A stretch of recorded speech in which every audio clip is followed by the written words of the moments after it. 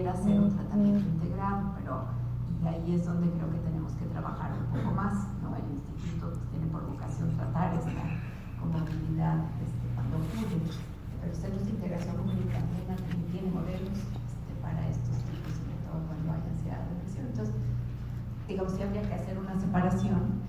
Centros de integración juvenil tiene también unidades de internamiento y los tiene en algunas regiones del país, y en el norte para el caso de terapia de sustitución de opiáceos para población adulta, porque ahí es donde tenemos ese problema. Entonces, sí creo que valdría la pena separarlo. Gracias. Gracias. ¿Alguna pregunta más?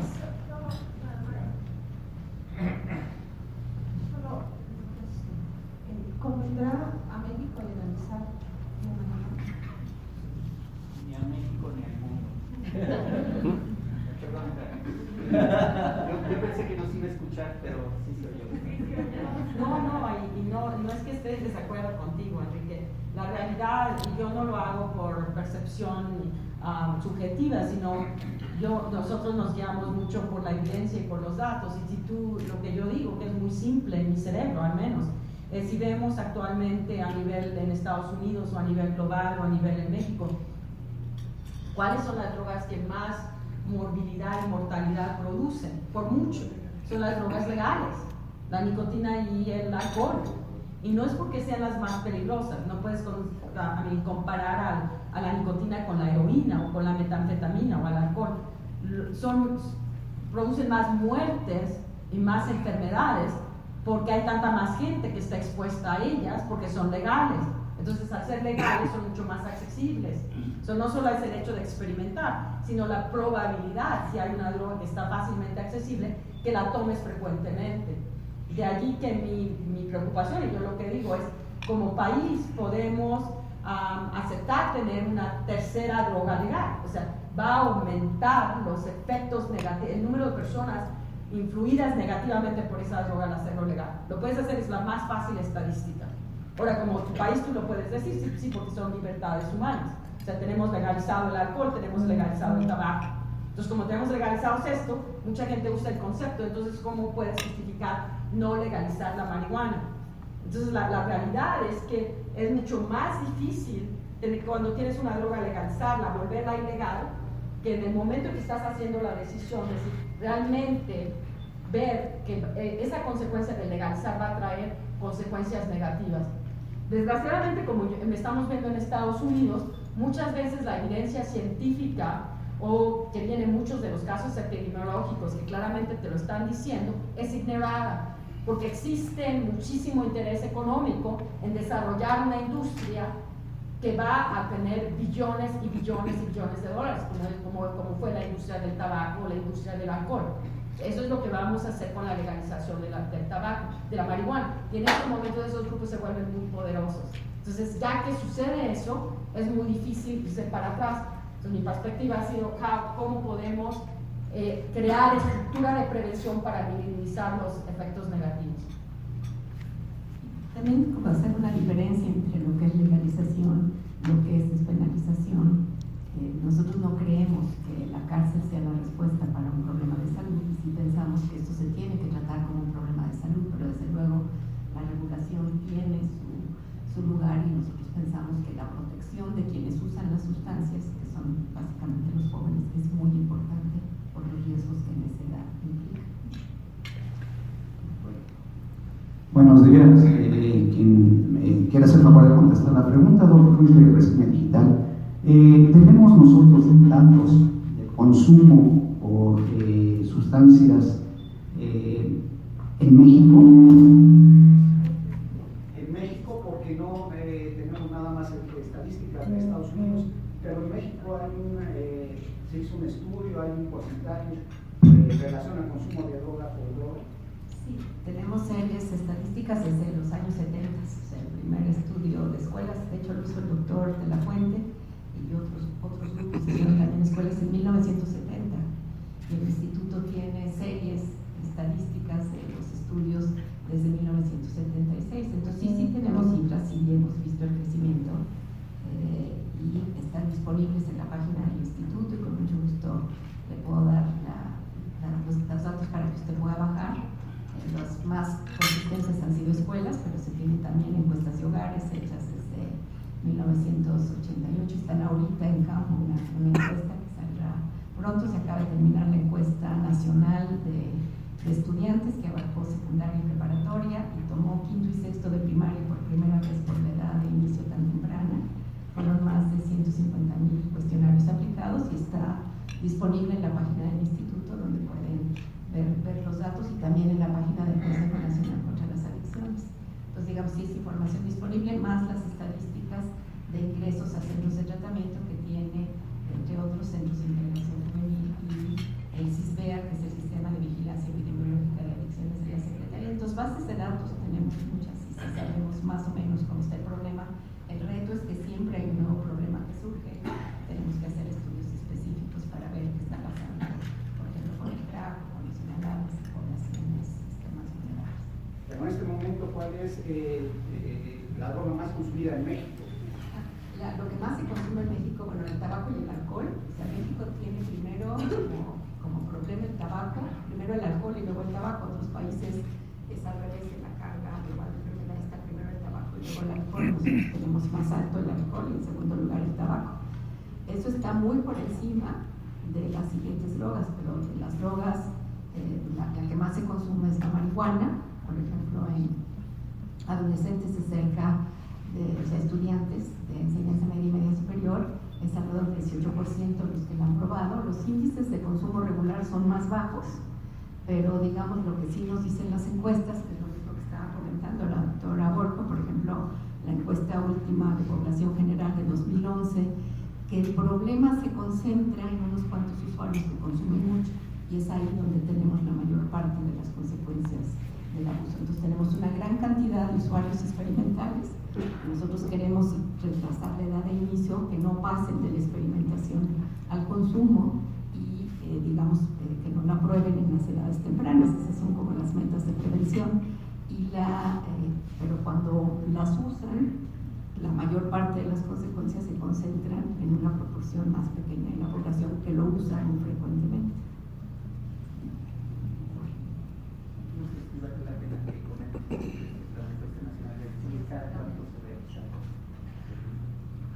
Pues nosotros quisiéramos revisarla cada 2 años, pero se ha hecho cada 5 años. Por cuanto a la doctora Enoa, hay estudios sobre el control de la oferta en los estados que está aprobada en la Unión Americana. O sea, no hay suficientes datos que yo pueda, sobre los que los pueda hablar. Lo que sí me ha llamado la atención y que tenía que ver con la pregunta que me hicieron hace un poco es cuando hablamos de la elasticidad, de los costos de la marihuana, cómo eso influye el consumo, qué es lo que sabemos. Y en Colorado existen datos que muestran que el costo de la medicina, de la marihuana medicinal, es menor que el costo de la marihuana recreacional. Eso ha generado un mercado un poco perverso por un lado, y por el otro lado ha permitido que el mercado de la marihuana negra persista, porque es menos costoso que la marihuana legal. Entonces, de allí que sea actualmente, no tenemos datos, no hay datos claros. Esto surgió porque los estados estaban, el estado de Colorado estaba diciendo, y otra de sus justificaciones, al poder vender la marihuana le puedes poner un tax, y eso hace que aumenten los recursos para el estado.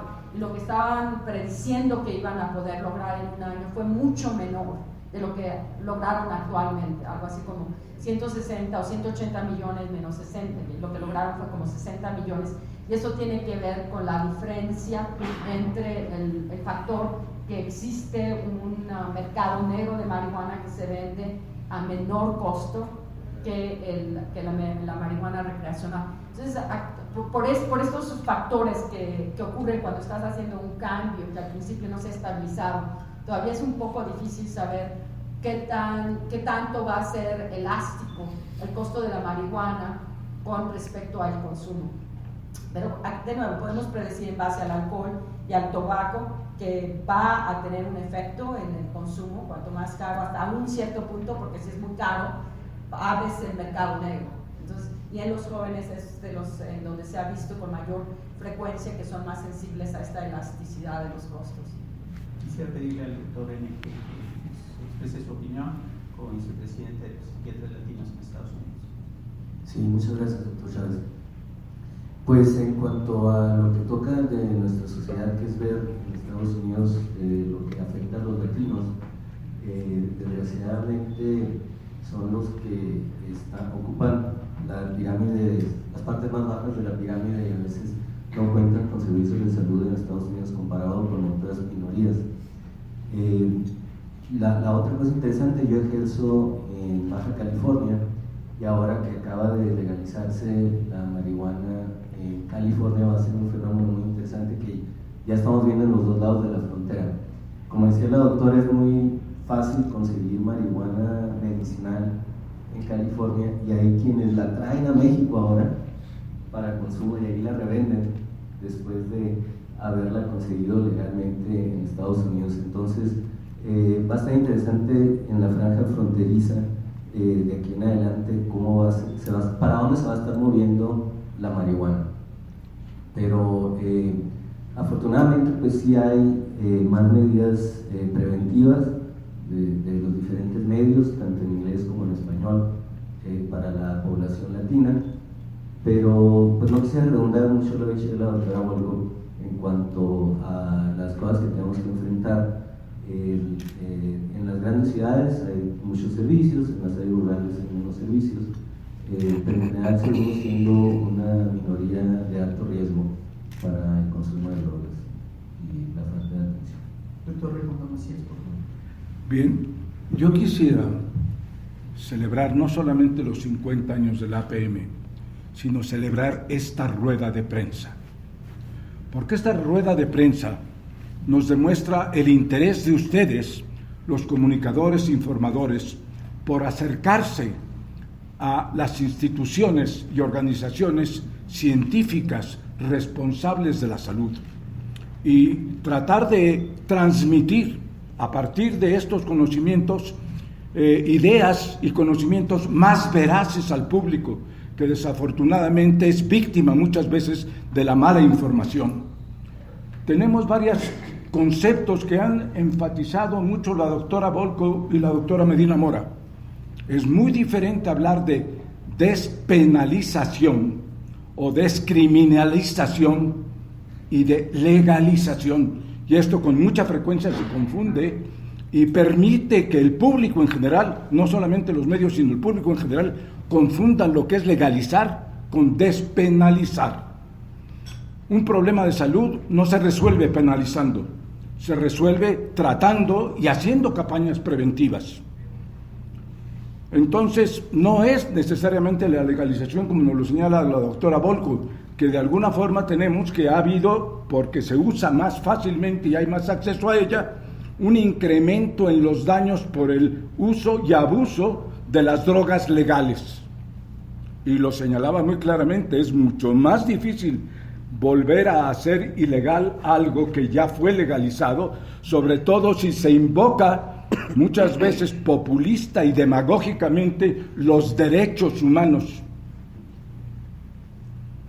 Derechos humanos al uso lúdico o recreacional, sin ver las consecuencias que puede tener un uso lúdico o recreacional y confundiendo el uso médico con el uso lúdico o recreacional. Es importantísimo hacer estas distinciones.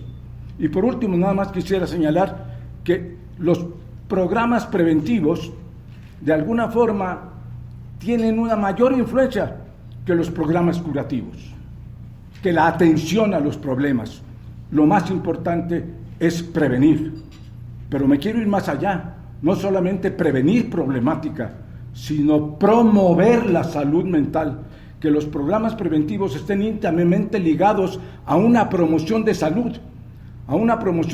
en la familia, para evitar la violencia y evitar la desorientación y muchas veces que orilla a esta situación del malestar que señalaba la doctora Volko, el malestar familiar y de vida en las familias, muchas veces orilla a los adolescentes y a los jóvenes a llegar y a probar, para sanar un poco, entre comillas, el malestar, recurrir a medios artificiales como pueden ser estos.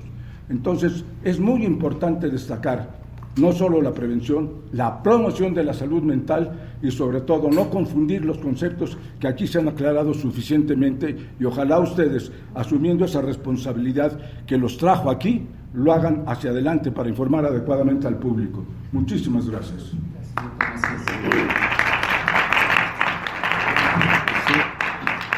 Yo tengo una pregunta para la doctora Volkov, y es en el sentido de si existen estudios que se hayan hecho, estudios de seguimiento sobre adicciones en Estados Unidos y otros países que tengan que ver con desarrollo humano y uso de drogas como la marihuana, que es la más consumida.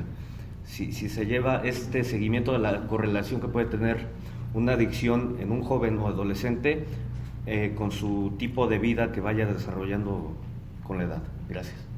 Y esa es para mí una de las preguntas más importantes con respecto a la marihuana, porque si tú ves, ha habido muchos estudios que se han publicado por investigadores independientes que han documentado claramente, pero estos estudios son retrospectivos, ¿ok?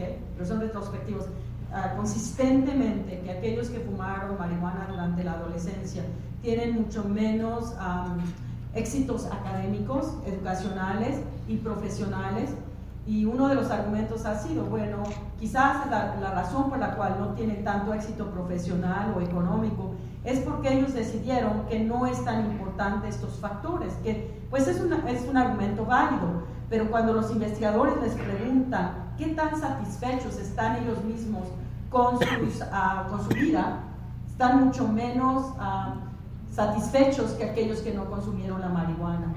Entonces, desde ese punto de vista, los estudios, y lo recalco de nuevo, son retrospectivos, han mostrado consistentemente, no solo en Estados Unidos, sino en otros países. Por ejemplo, en Australia hay muchísimo consumo de la marihuana y se han hecho estudios muy elegantes sobre las consecuencias desde el punto de vista educacional y profesional, y comentan exactamente lo mismo que se ha visto en Estados Unidos. Una de las críticas de esos estudios ha sido: ¿cómo sabes que esos muchachos empezaron porque eran distintos y tenían problemas, o sea, que no les permitían estudiar bien, por lo cual usaron la marihuana?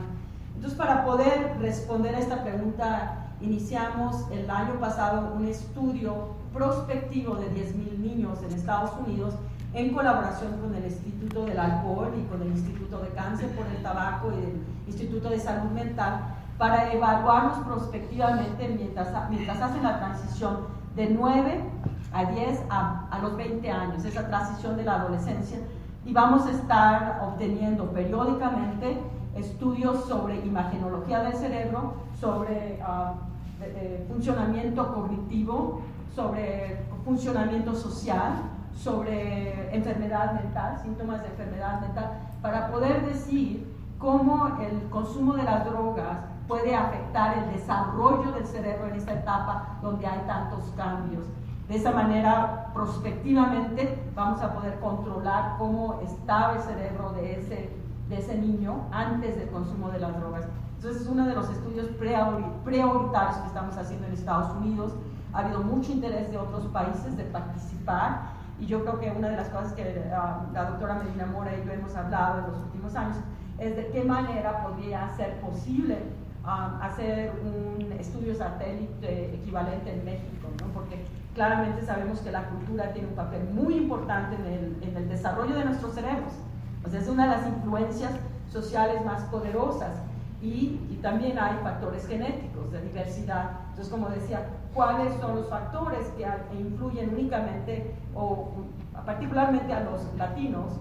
Pueden ser muy diferentes a los que van a ocurrir en otros grupos sociales, económicos, genéticos diferentes. Tengo otra pregunta. Dos veces mencionó la situación de los inhalables, o los mencionó. ¿Es un problema grave en el país? Gracias. ¿Qué está pasando con el consumo de inhalables? Tiene crecimientos y decrementos en la población general, pero hay grupos de población que tienen un consumo muy intensivo, y son estos niños pobres en situación de calle o que viven en comunidades muy pobres los que más los usan. Pero esto también ha cambiado y no son los únicos que lo usan. Tenemos nuevas modalidades de inhalables que les venden con colores, con sabores, en diferentes presentaciones, en donde se ve claramente un interés de hacer un mercado con estas sustancias, y nos preocupa porque generan daños muy importantes en el desarrollo del cerebro de estos niños, ¿no? Sobre todo porque son muy chicos, los empiezan muy chicos, siguen consumiendo. Bueno, tenemos usuarios, el promedio, ¿no? De inicio, si vemos a la población general, son los 12 años, pero sí tenemos niños mucho más pequeños, sobre todo si viven en estas condiciones muy problemáticas. Y lo que vemos es que los chicos que viven en condiciones muy pobres tienden a consumir más inhalables. Los estudiantes que viven en situaciones de inseguridad y pobreza también consumen más este tipo de sustancias. Normalmente, en la mayor parte de los casos, lo dejan cuando se vuelven adultos, ¿no? O adultos jóvenes. Muchos cambian por alcohol o por marihuana, pero sí hay un periodo muy importante de su vida que están consumiendo. Ahora, nuevamente tenemos este problema. Son chicos que están malnutridos, son chicos que tienen muchísimos accidentes, incluyendo golpes en el cerebro, porque muchas veces cuando están intoxicados se caen. Son niños que no tienen una estimulación adecuada y sí se ven con mucho daño. La pregunta es, ¿cuál es la participación de todos estos factores de riesgo de los inhalables? Eso son las preguntas que la ciencia tiene que contestar, pero lo que sí vemos claramente es que están afectados y que tenemos que trabajar con ellos. Ahora, hay otros modelos que hemos estado trabajando de cómo lograr, con estimulación, con otro tipo de intervenciones, alejarlos, pero también lograr que tengan una recuperación más adecuada. Entonces, si es un problema en estos grupos, y digamos, sería marihuana, si no consideramos tabaco y alcohol, después cocaína y después inhalables. Pero si lo cruzamos por grupos de edad, los grupos más pequeños inhalables tienen un problema así. ¿Aproximadamente qué porcentaje de la población infantil podría estar consumiendo inhalables o adolescentes? Sí. En las escuelas tenemos estas cifras, son pequeñas, ¿no? Son como alrededor, o sea, que la gente que lo han probado es 5%, pero no es la población más afectada. Si nosotros, por ejemplo, en un estudio que hicimos de 62,000 niños que estaban en condición de calle en el país, teníamos una proporción alta entre los que estaban viviendo en la calle o los que pasaban la noche en la calle, pero los que trabajaban, iban y venían a su casa, consumían poco. Y encontramos que los factores que protegían a estos niños a estar en condiciones complicadas, pobreza, ayudar a su casa, es que cuando los podían mantener en la escuela, trabajar y estar en la escuela, los índices eran mucho más bajos. O cuando tenían una buena relación en la familia, para las niñas era más importante la buena relación familiar, a pesar de estar en ocasiones, en realidad usaban un poco, ¿no? Entonces, nuevamente tenemos esos mismos factores de riesgo comunes. Ahora, los niños pasaban la noche fuera de la casa, o ya estaban todo el tiempo fuera de la casa, pues sí, era la mayoría. Pero tenían ellos mismos periodos que consumían mucho y periodos que no consumían, ¿no? Y entre los chiquitos que iban a la escuela, pues el índice era muy bajito, más arriba que el de adolescentes, pero estamos hablando de menos del 5%, ¿no? Entonces, siempre tenemos esta combinación de la disponibilidad de la droga, la persona y el medio ambiente, y no podemos separar uno de otro, ¿no? Gracias. Sí, muy brevemente, complementando lo que la doctora comentado ahora, estos solventes, el tiner y otros solventes, recuerden que son solventes de grasas, y el cerebro tiene una altísima proporción de grasa. Entonces, desde los años 60, 70, la doctora Rosario Barroso Noguel en el Instituto de Neurología hizo publicaciones bien interesantes al demostrar cómo el cerebro de estos chicos prácticamente desaparece en una gran proporción porque se disuelve, lóbulo frontal, por ejemplo. Y esto trae como consecuencia conductas absolutamente impulsivas, agresivas, y son esos casos verdaderamente dramáticos por el uso de solventes. Es que es un problema de salud pública, de la pobreza, que desgraciadamente sigue siendo muy prevalente en nuestra nación. Quisiera yo ahora pasarme al lado de las preguntas en lugar de las respuestas. Y quisiera yo preguntarle a las instituciones, ¿qué tan serio, qué tan importante, qué tan frecuente ha habido un acercamiento de los cuerpos legislativos, que son los responsables de esto, a la Asociación Psiquiátrica, al Instituto Nacional de Psiquiatría, al Consejo o a otras instituciones científicas y académicas, para preguntar y no dejarse guiar por otro tipo de influencias, intereses, posiciones demagógicas, populistas, etcétera, que muchas veces son a las que responden y no a intereses genuinos de la sociedad? Me toca a mí responder esa parte. No respecto a la legalización de la marihuana, nunca se acercamos. Sin embargo, nosotros participamos en el foro para establecer la ley de salud mental en México. Y estuvimos en la Cámara de Diputados precisamente haciendo una exposición al respecto. Y la idea es que se continúe trabajando en esto.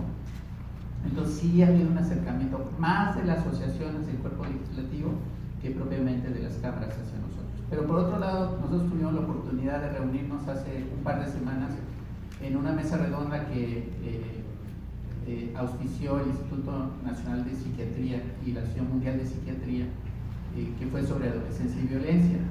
Entonces hicimos una serie de compromisos de parte de la asociación con la WPA, con el instituto, pero también uno de los compromisos es llevar a la Cámara precisamente esas propuestas que tenemos como asociación. Yo siento que eso es importante, pero yo quisiera mencionar algo que es mucho más importante.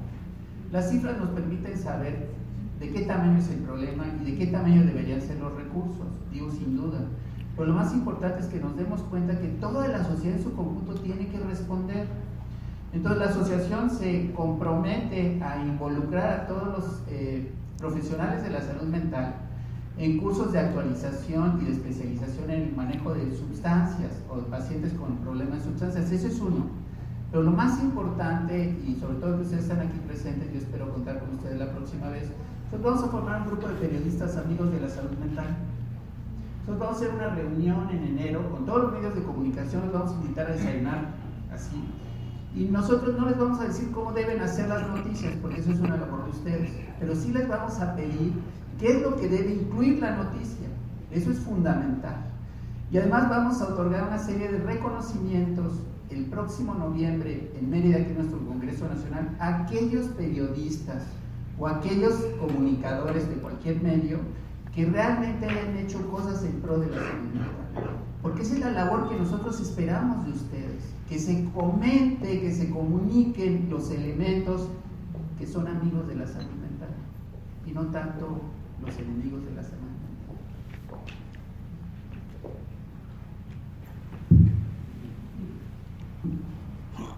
Bueno, al instituto sí se acercaron, de hecho participamos muy activamente. Yo creo que el debate ha sido muy productivo. Me parece que el debate ha incluido personas de toda la nación. México tiene un doble problema, yo creo que eso lo hace muy difícil, porque por un lado tenemos el consumo que empezó pequeño y ha crecido, pero por otra parte tenemos también el grave problema de la violencia, el grave problema de la corrupción y de otros problemas relacionados con el tráfico de violencia. Se ha visto que los extremos causan daño y cómo establecer entonces un puente entre la disminución de las consecuencias negativas de las políticas y la preservación de la salud. Entonces, sí hemos propuesto el modelo de salud pública como la orientación, más que un problema punitivo y de cárcel. La realidad es que hay mucha gente que está en la cárcel por haber tenido dosis pequeñas de consumo, ¿no? Entonces, me parece que, no hay una estadística que diga qué cantidad tenía un poco para documentar cuál debe de ser ese límite, pero por las penas que se imponen sabemos que son cantidades pequeñas. Me parece que la política que está buscando que la cárcel no sea la alternativa y que no vayan a la cárcel los jóvenes por tener una dosis más alta es importante, pero eso también nos obliga a regular para proteger el inicio en la adolescencia, que finalmente lo que no queremos proteger a las personas con enfermedad mental, que es un tema complicado, y también proteger a las mujeres embarazadas. Es decir, sí necesitamos hacer una regulación que incluye, que no tenga acceso a estas poblaciones y eso se tiene que regular.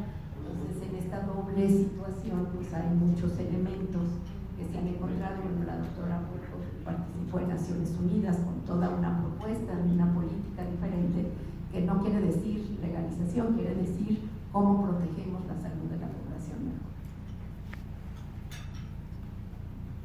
¿Alguna otra pregunta?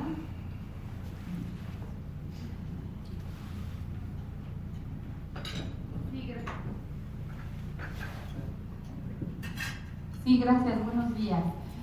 Me gustaría saber cuál sería el llamado que harían ustedes a los padres de familia en el sentido de la prevención, tomando en cuenta que cada vez son más los niños y jóvenes, sobre todo los niños, que empiezan a consumir lo que son las drogas permitidas, que sería el consumo del tabaco y el alcohol.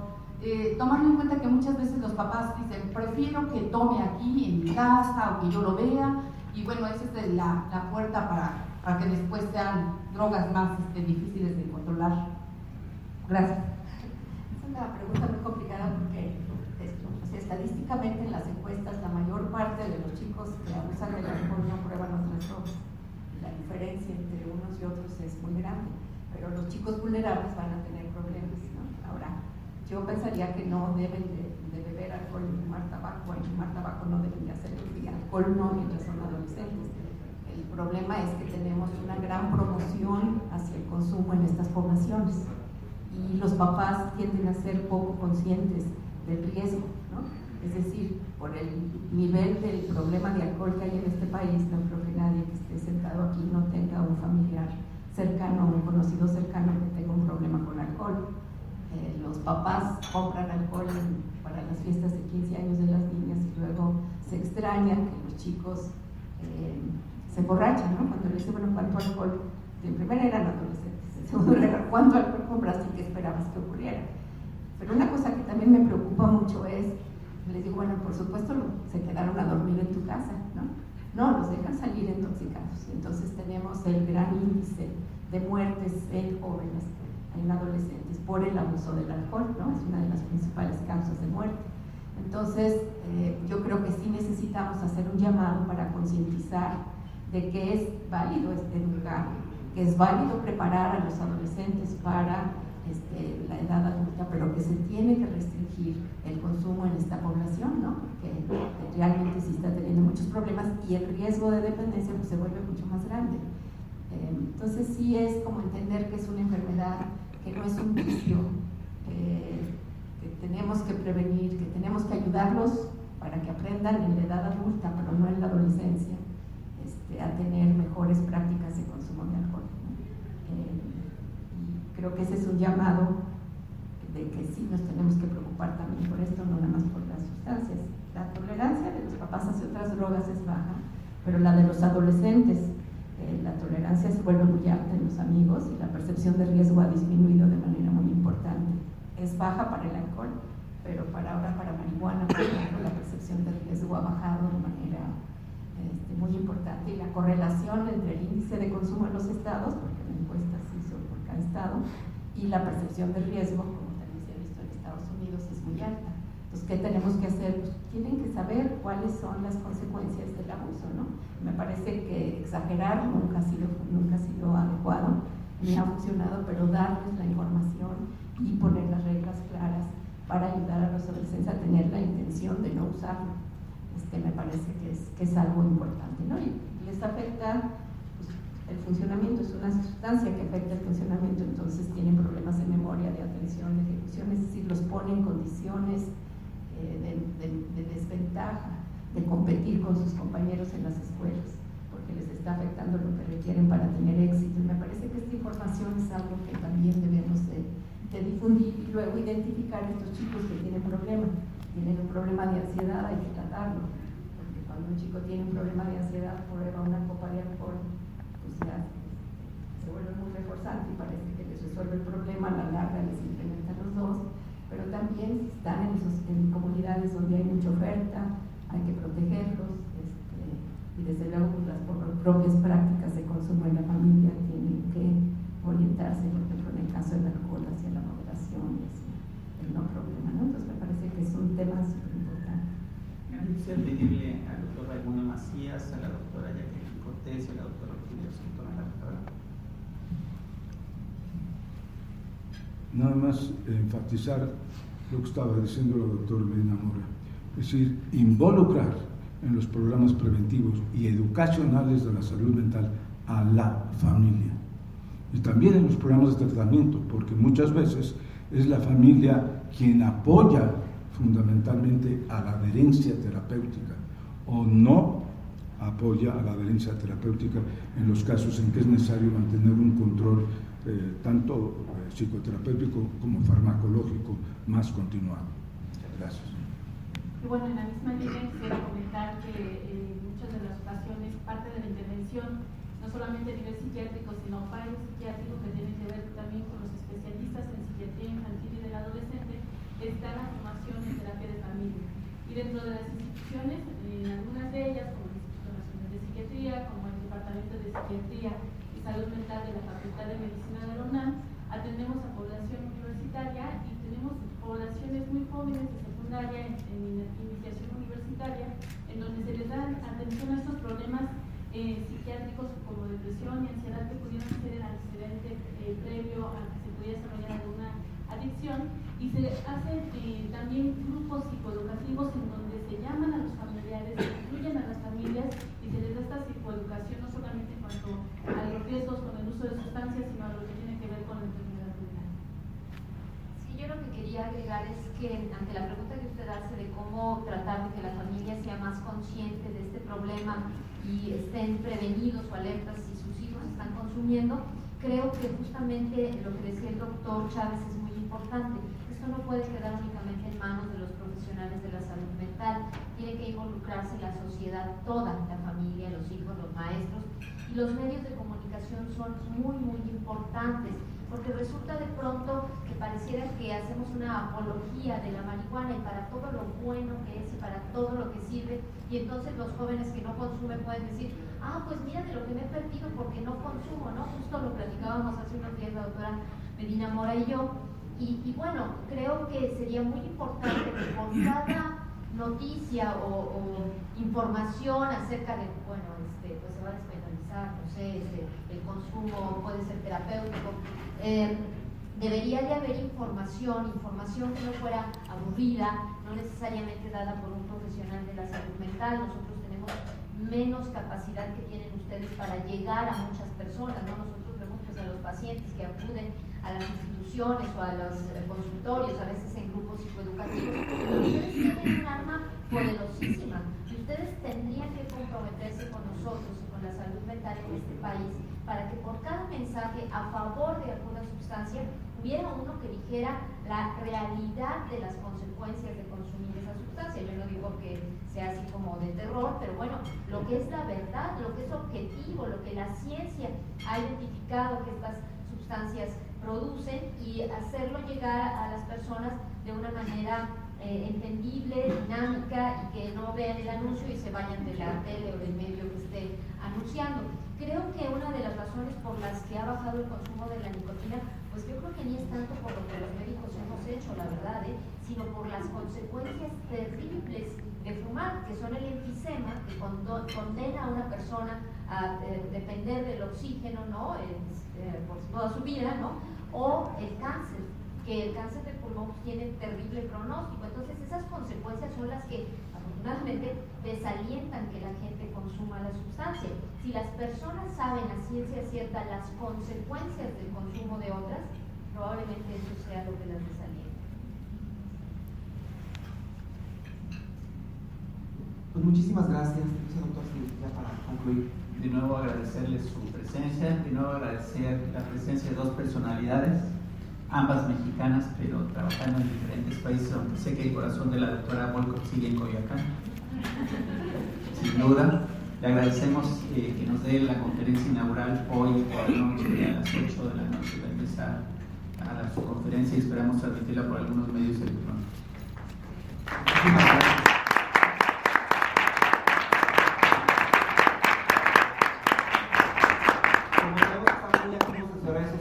Ahí nos está pidiendo la Asociación Psiquiátrica Mexicana si podemos poner el hashtag Congreso 50 APM Ciudad de México.